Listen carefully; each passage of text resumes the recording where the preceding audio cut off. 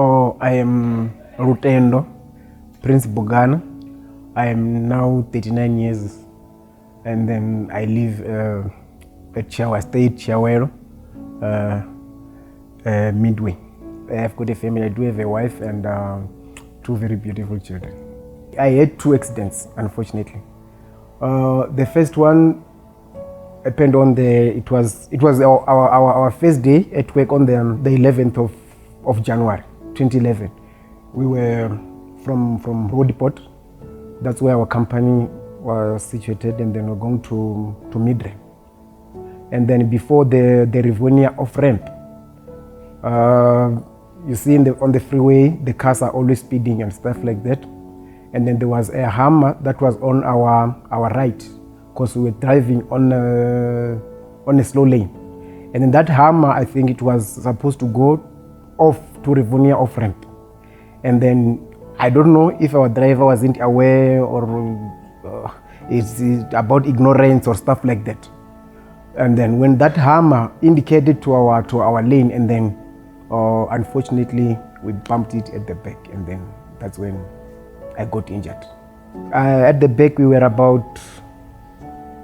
4, and then we had 2, the driver and the 1 passenger at the front. As you can see, mostly my left side. My eye, as you can see, it is still not very much okay, because it's always water. It's always like in tears. Because like now when I go outside there, that's when you'll see how it reacts to the sun, to the wind, to the dust. It's always like this. Now I'm living like that. I know it's a norm for me now. I just have to accept that my eye is always going to be in tears. And then my 2 ribs on the left also, my hip, and then unfortunately the spinal cord. If I could tell you, with my first injury, it was mostly caused by like my left eye. It was because we were sitting into the buggy, and then there in front we got some tools, box of tools, the buckets and stuff like that. And then what gave me this cut, it was a trowel that was like this into the bucket. And then when our car bumped at the back of that one, and then I went through there and then straight into the bucket, and then it happened just like that. I had some plates in here, and they had to be removed. Hence, this is happening now. If people loves you, and they see something bad is happening to you, they cannot relax. It was a stress that I will say that now my family is experiencing, because I am not okay, and they were doubting if I'd ever be okay again. With the that big brazier was the one that was threatening them the most, because it wasn't okay at all, because I had to use the crutches plus the big brazier. That was making my life very difficult. I was at the hospital for about, I'd say 3 weeks. Yeah, but after I was discharged, and I stayed at home for about, I think it was 6 or 7 months. First, it was very difficult, but after some times, it becomes better. First, you know, if you are a man, you have got a wife, you've got a daughter who is young, you need to go to school and stuff like that, and you do not have that real income, and then sometimes life becomes very difficult, because you have to pay the rent, you have to eat, child need to go to school, and you do not have much to provide. So that's, I think, was an appeal. When I was still at the hospital, and before the company was shut down, I had an income, because they used to pay me each and every fortnight. That's something that they were paying me. But after the company was shut down, that's when the difficulty was like too much, because my wife wasn't working. I had no income. You just have to try, mostly her, because now she had to take over. She had to try and get something there and there so we can survive. It was all about survival, up until FEMS called me and then changed everything. The second accident, it was with the same company. We were from, of course, Road Depot, because that's where the company was based, going to Centurion. at the hospital. I don't know the name of the hospital, but the hospital just after, if you know Unitas Hospital at Centurion, there is a hospital after that. I think it's for mentally disturbed people. That's where we were supposed to go. By the time I wasn't doing what I used to do before. I had to just go there like a general worker. Yeah, we're going to that hospital, and then on the robots, our driver, I don't know if he was trying to beat the robot. You see, sometimes drivers could be reckless, but something bad happened there, and then the Mercedes, they told me it was a Mercedes Benz, because I did not know, because I just woke up at Unitas Hospital after a week. I was in the ICU for the period of a week. That's when they told me we were involved in an accident like that.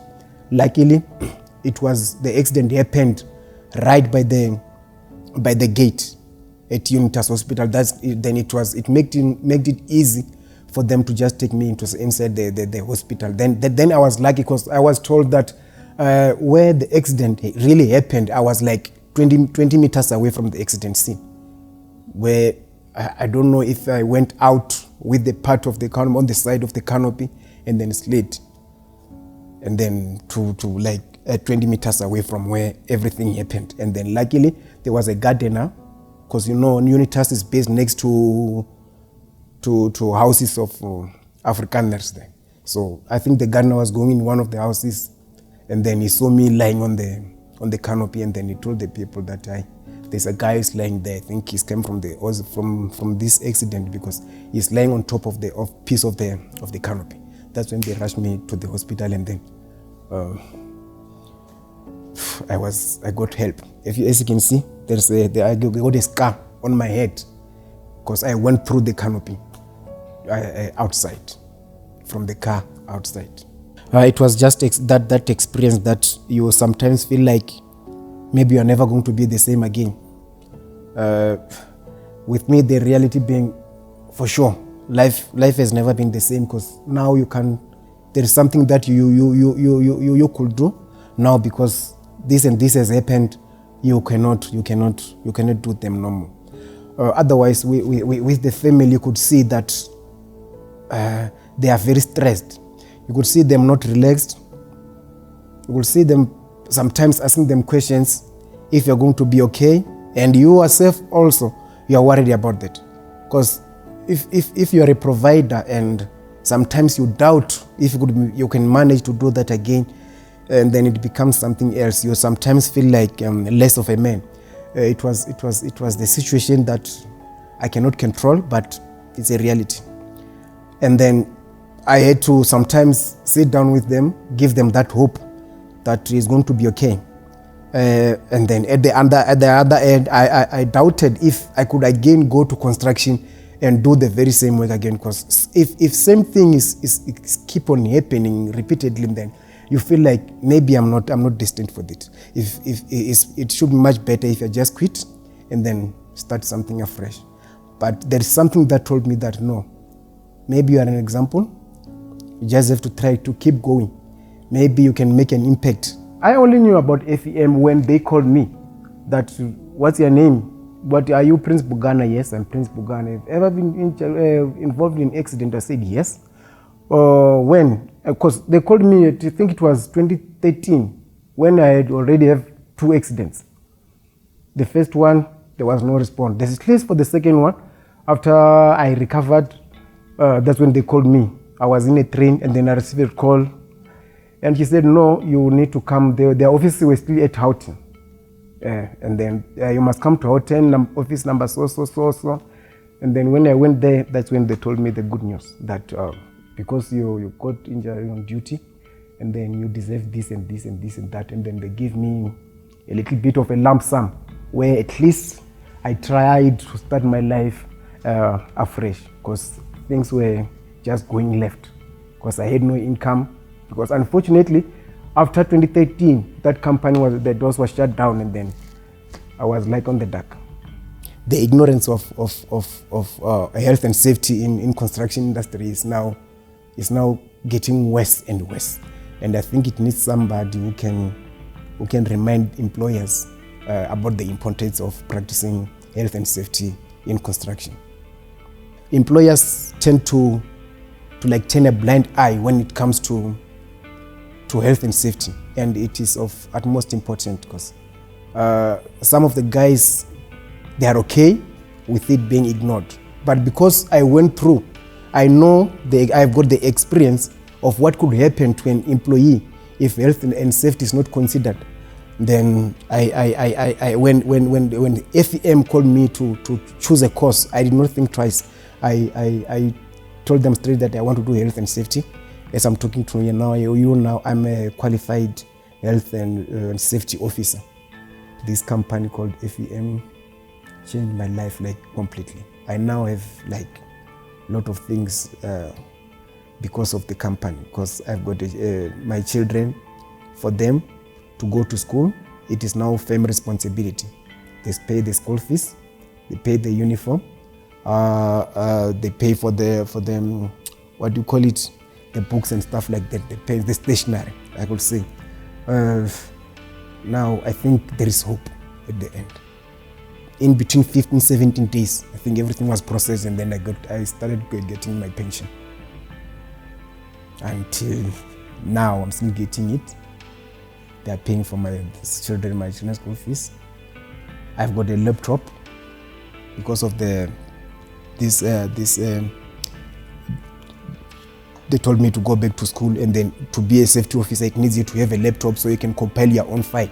And then they did that for me. They did that Lakanya, this Lakanya, he paid for that. He made sure that everything goes smoothly.